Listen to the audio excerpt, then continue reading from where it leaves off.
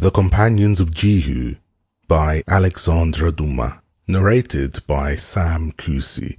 An introductory word to the reader.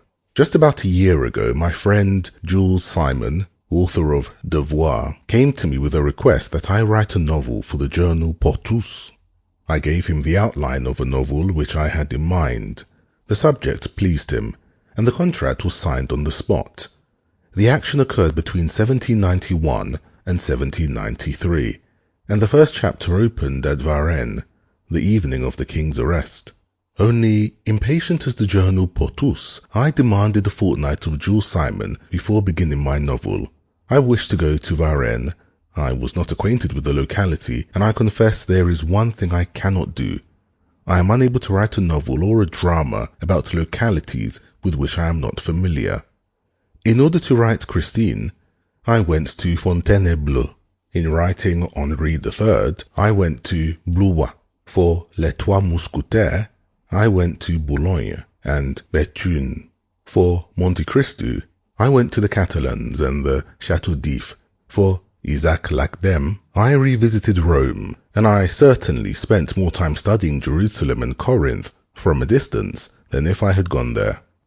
This gives such a character of veracity to all that I write, that the personages whom I create become eventually such integral parts of the places in which I planted them that, as a consequence, many end by believing in their actual existence.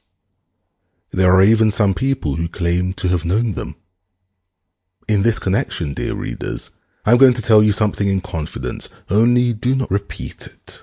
I do not wish to injure honest fathers or families who live by this little industry, but if you go to Marseille, you will be shown there the house of Morel on the Cour, the house of Mercedes at the Catalans, and the dungeons of Dantes and Faria at the Château d'If. When I staged Monte Cristo at the Historical Theatre, I wrote to Marseille for a plan of the Château d'If, which was sent to me.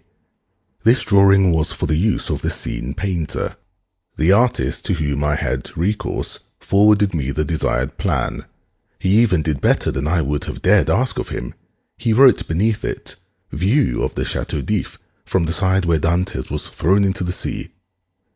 I have learned since that a worthy man, a guide attached to the Château d'If, sells pens made of fishbone by the Abbé Faria himself. There is but one unfortunate circumstance concerning this. The fact is, Dantes and the Abbé Faria have never existed save in my imagination. Sample complete. Ready to continue?